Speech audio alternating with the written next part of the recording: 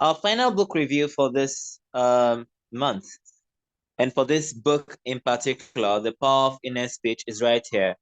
So we are going to cover chapters 7 to 9. And in these 3 chapters,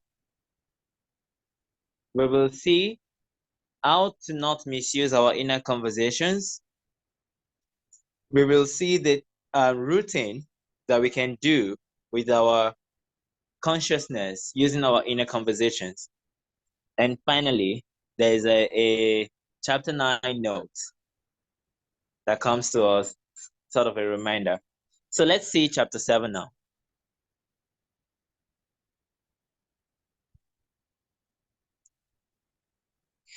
Okay, so chapter 7, you can see it on the screen there. We have avoiding the misuse of your inner speech. That's the title of that chapter. And it tells us a few points. The first is this.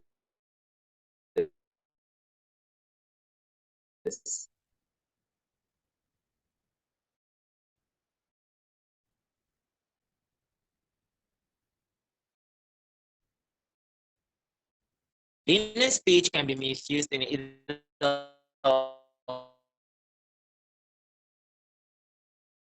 2 ways. The first of the 2 ways, self-righteousness.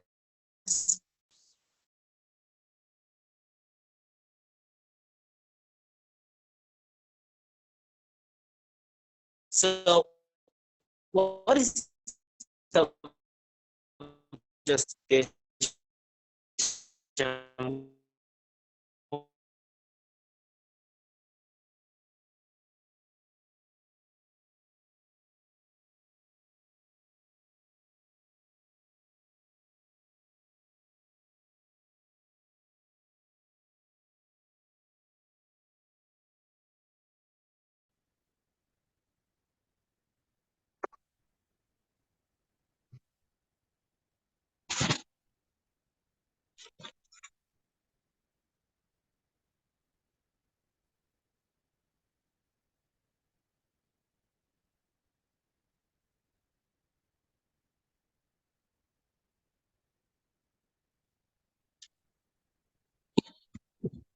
Okay, so I said the feeling that accompanies both of them is sympathy, and you will see that there. These 2 ways, they draw sympathy, whether sympathy for ourselves or sympathy for others, whether we are giving sympathy to ourselves or we're giving sympathy to other people. But in one of those 4 ways, all right, sympathy comes in and it becomes the way a person is thinking or the feeling they're getting from thinking in the line of inner conversations that are self-justifying or that are bringing self-righteousness. Let's start with the first, self-justification. Now, self-justification has to do with, well, to justify a thing by oneself for oneself. And when we are justifying anything, well, we are explaining or giving explanations for its existence or its position or for being the way it is. We are dealing with something that has already happened. That's number 1 important point. We are dealing with something that has already happened. Number 2 is that we are given a reason or reasons why we think it has happened the way it has happened. How does this limit our wish fulfilled? Is self-justification. Well, we're talking about misuse, so the tendency is to think, yeah, justifying bad things. But it's not only about bad things, and it's not only about unloving things.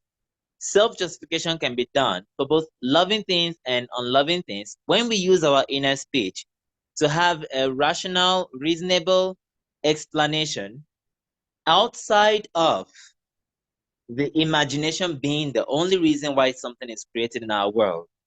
If we have any other reason, however good or bad, however sound or irrational it may be, but if we have any other reason, any other way of explaining that something has happened in our world, and that thing, that explanation we're given is not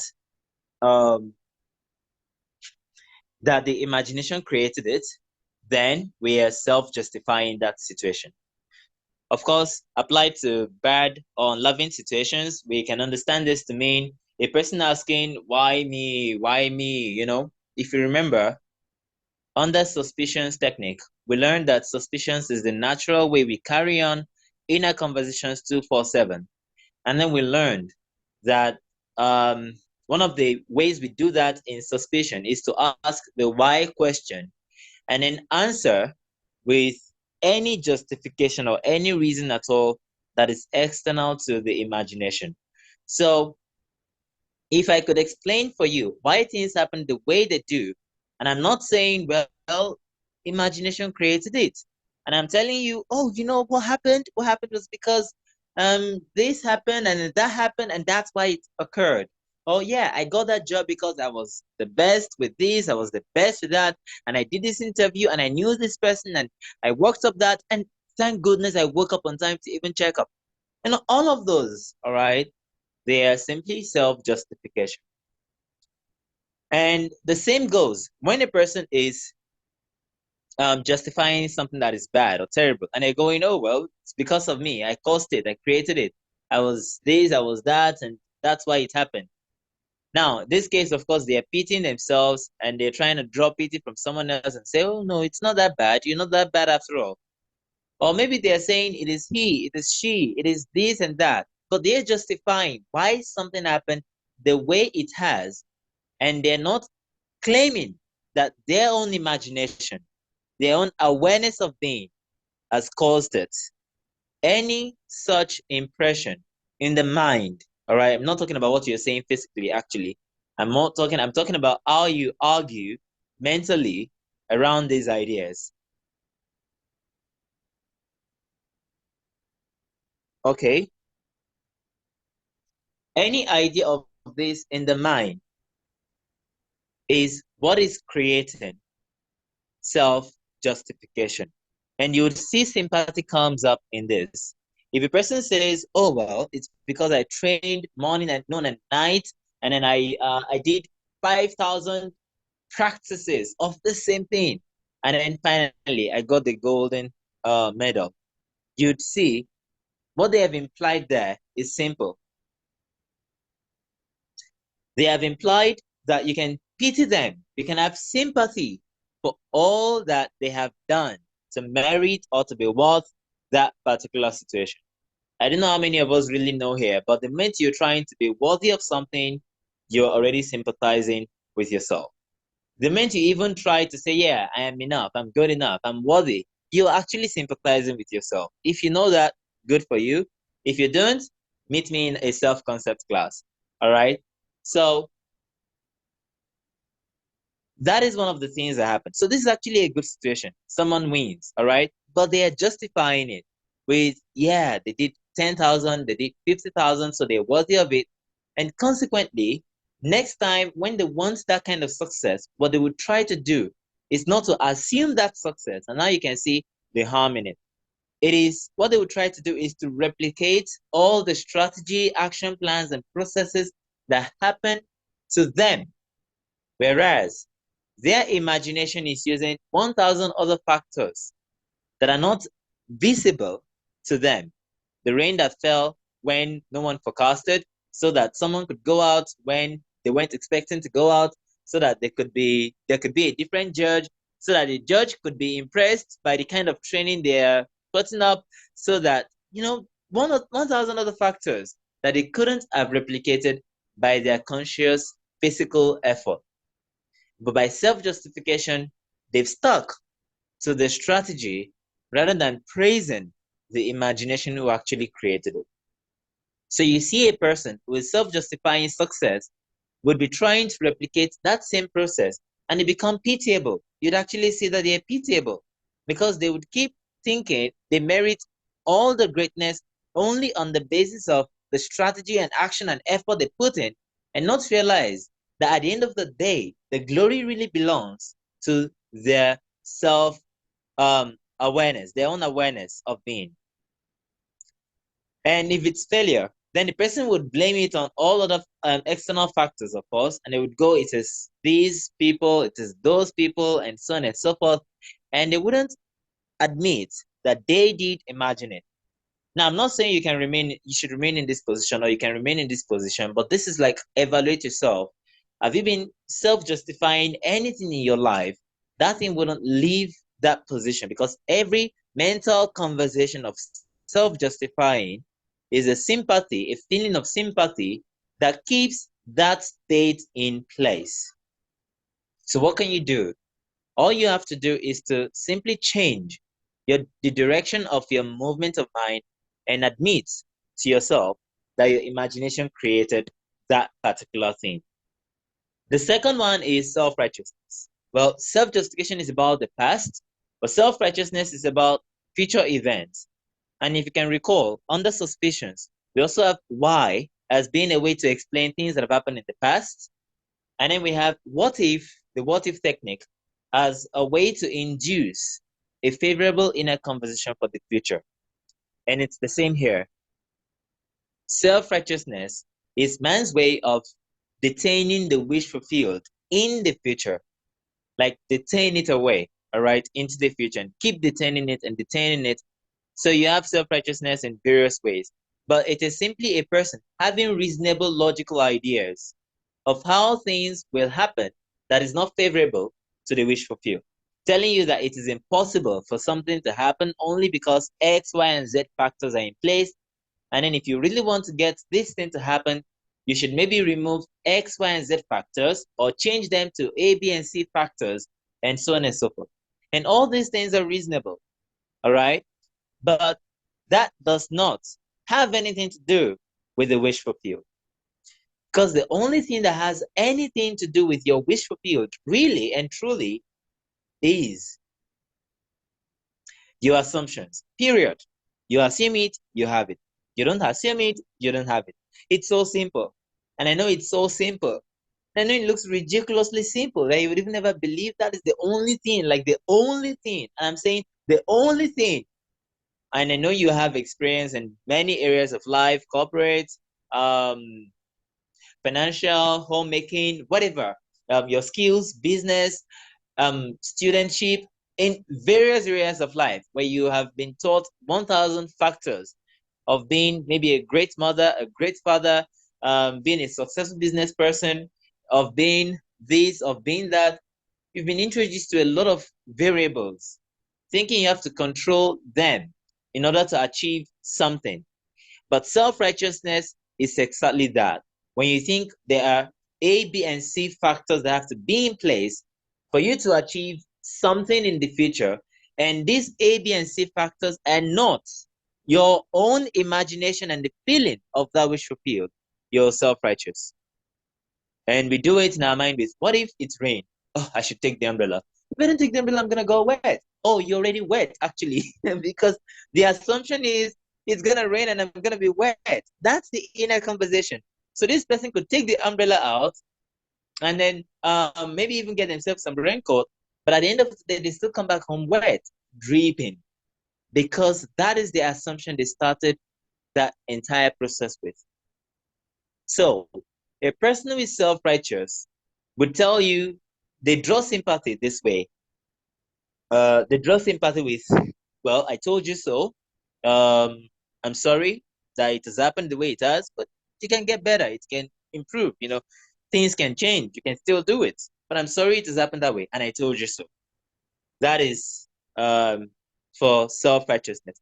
For self-justification, the inner conversations could be something like, and I was told so. I should have listened. I should have done it. And I shouldn't have done this. Or I'm so sorry. I was helpless. I didn't know I should have. Okay, so we can tell the way these particular conversations repeat themselves in our mind. There's one thing you can do to get rid of all of these things, and it is just define your aim and then simply assume that wish is fulfilled. Period. If anyone has any valuable insight into how you can get it outside of all of that, don't bother. But don't bother. Period. Don't take it serious. If a person says, oh, in order for you to be rich, You have to wake up 5 a.m. and invest 10 hours into reading about cryptocurrency and trade exchange, because that is what makes people rich now. 99% of the world population is rich this way. That's all fine. That's good for 99% of people in the world. But you are you. And the most creative thing about you is your ability to believe a wish into fulfillment. I know that someone has been posting this since yesterday, so yeah, I'm using it. Neville Goddard quoted that or said that the most creative thing about us is our ability to believe a thing into reality, into fulfillment. So these are the ways we can misuse our inner conversations. They draw sympathy every time, and we can turn away from them simply by defining the wish and becoming one with it. So we come to chapter 8, and in chapter 8, we see routines that we can do for practice with our consciousness. Now, routines. Well, when we say that imagination and we say it's creative, I hope you don't think that that means, oh yeah, that just means as it comes or go with the flow. No, that's the last thing you want to do. Of course, that is a conventional idea that is selling a lot in various metaphysical schools. Go with the flow, whatever comes, as let life happen. But that is not it with a conscious creator. We say conscious creator. So that means you're intentionally in charge of things in your world. And at the end of the day, the purpose of all our life, of the whole life, of our training up until now, is so that one day could come, we would assume our true identity once and for all of being the father of creation. And there's only one thing that signifies or means for us, that you are consciously creating every moment of time the kind of heaven you want to surround yourself with, period. So when is the best time to practice that, if not now? Now that, well, you're not doing it for the whole creation, you're doing it for your creation, for your life.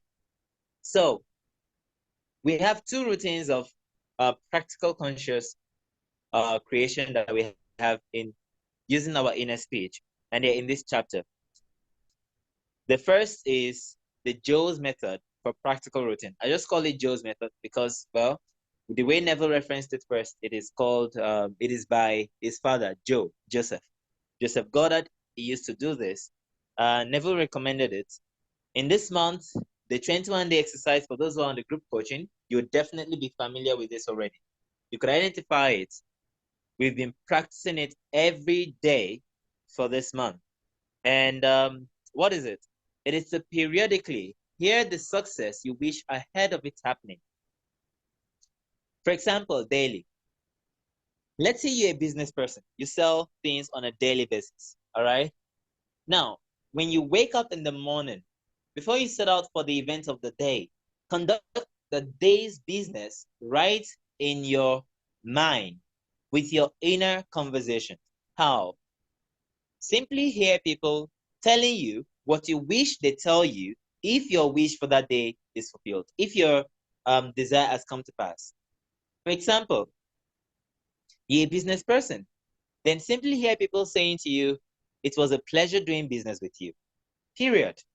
Just as you're waking up, right in your bed, mentally hear that. You've not opened your eyes, but mentally hear that. Hey, if you've opened your eyes, who cares? Close your eyes again and mentally hear that. Okay. So I'm not saying it's like it has to be a ritual to you opening your eyes or not opening your eyes. I'm saying that early in the morning, before you set out for the day's event, before you go on with your plans and to-dos and things you think you should be doing, actually set your to be. Be the kind of person who has won the day. And you can do it for the week also. Okay, this is Wednesday. So when it is Saturday, prior to Sunday of the new week, or maybe prior to Monday, if it is Sunday you would use, then just construct what are the goals you have for the new week. Then mentally hold in a conversation. So people saying congratulations on this, or it was a pleasure doing this with you, or thank you for making this happen, and so on and so forth. Mentally have those conversations that imply that wish is fulfilled. You can do this monthly, you can do this quarterly, and of course, we did this yearly last year in Create Your Supreme Life group coaching. So we did it for the year's resolutions. Instead of planning 20 actions to do, we simply decide what are the ideals we want for this year, and then we bring them to fulfillment by inner conversations. And I know there are many amongst us right here who, after that practice, have been experiencing the ideals they practiced at that time every moment. In fact, I know someone, I think some of us would know because she's been posting it on that success group, success stories group, that this is the inner conversation she had from last year's Create Your Supreme Life of 2023 coaching. And this is the result she had about it. And then she would post again. This is the success story she has about that particular inner speech. So this is a routine we can do in our consciousness. Then we also have the VIX method of routine, which simply means to reread existent documents to match your new ideal as fulfilled. If you have a document that says single and you'd like to be married, for example, could you mentally read that document as saying married and just feel what it would be like if that document was saying married as a status, not single? All right. If you have a document that says maybe your financial bank statement, it says you have just a couple of thousands in the month, but you'd like to have millions in the month, then reread it to imply you have millions. So you can reread a lot of documents around us that we can essentially reread, even charts, text messages, emails, that we can reread and conform them to match the wish fulfilled. These are the two practical routines that we can do in our consciousness time and again, and they always bring fantastic results when we do them. So finally,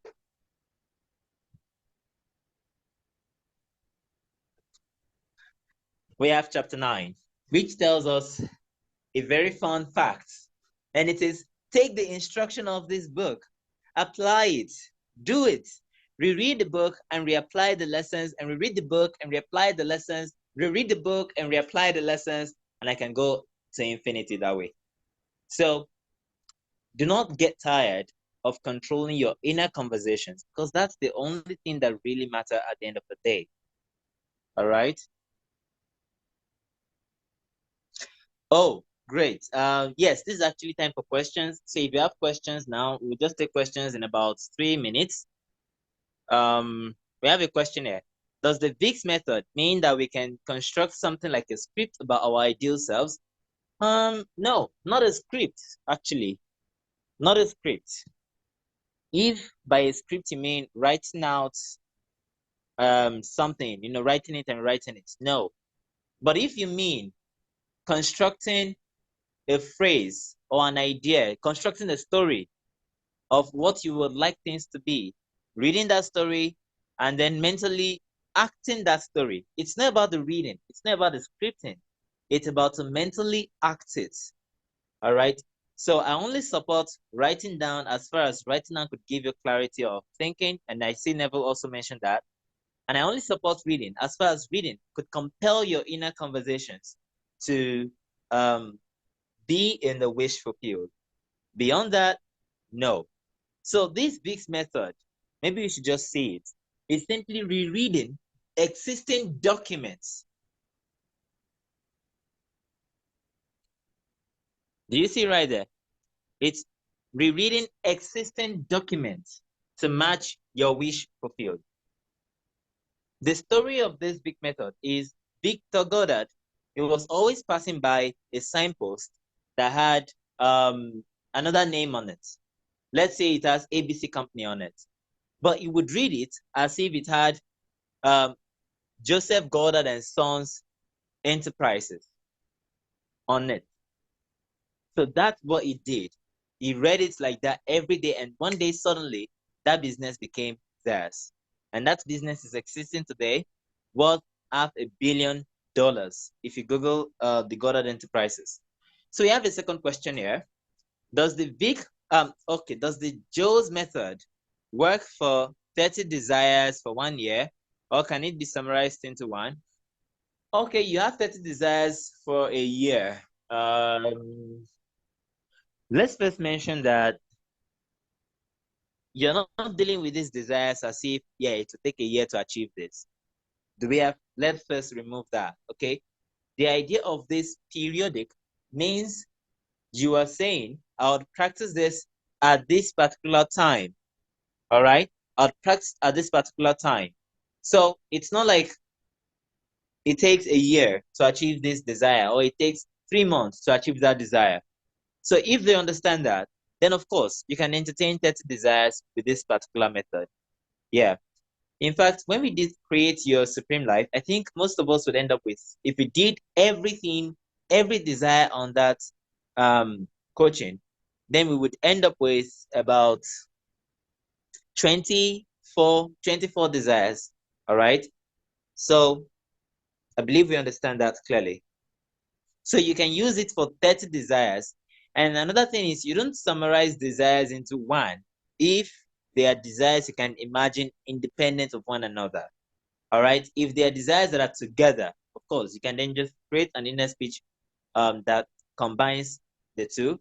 But if they are independent for one another, I would always suggest, and this is what Neville himself did, I would always suggest that you imagine each one of them independently, because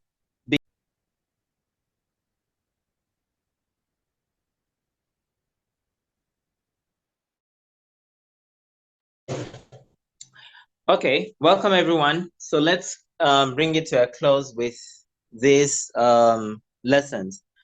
So you can imagine all the desires as one if you could find the scene that ties all of them together. And that's wonderful if you want to do it. But if they are not desires that are overlapping, all right, if they are desires that are independent of one another, then the best approach to it would be that you simply imagine them uniquely, okay? Because you're also training your imagination in that process.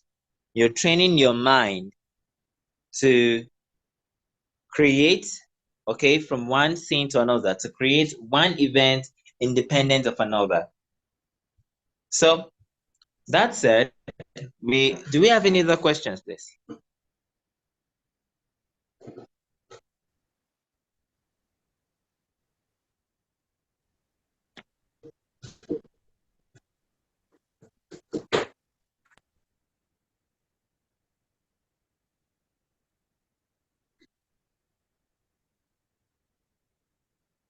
Okay, any other questions?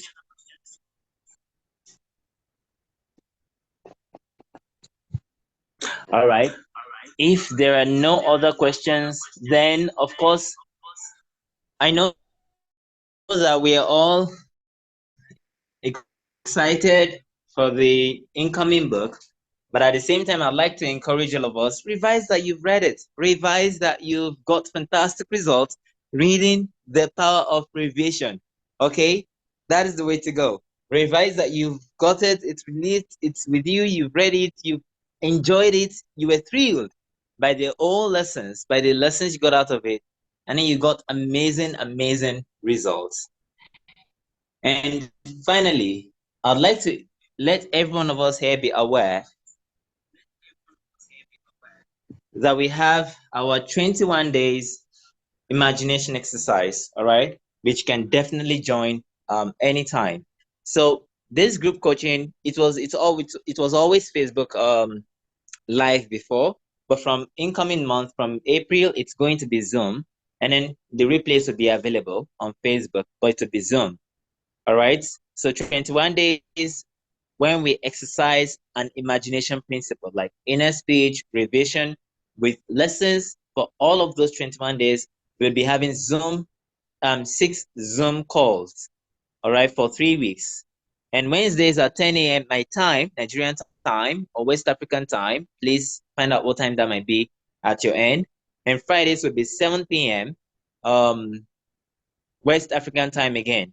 So the reason why we have two different timing is so that it's going to be convenient for different people from different parts of the world to join to join based on their own times. Yeah.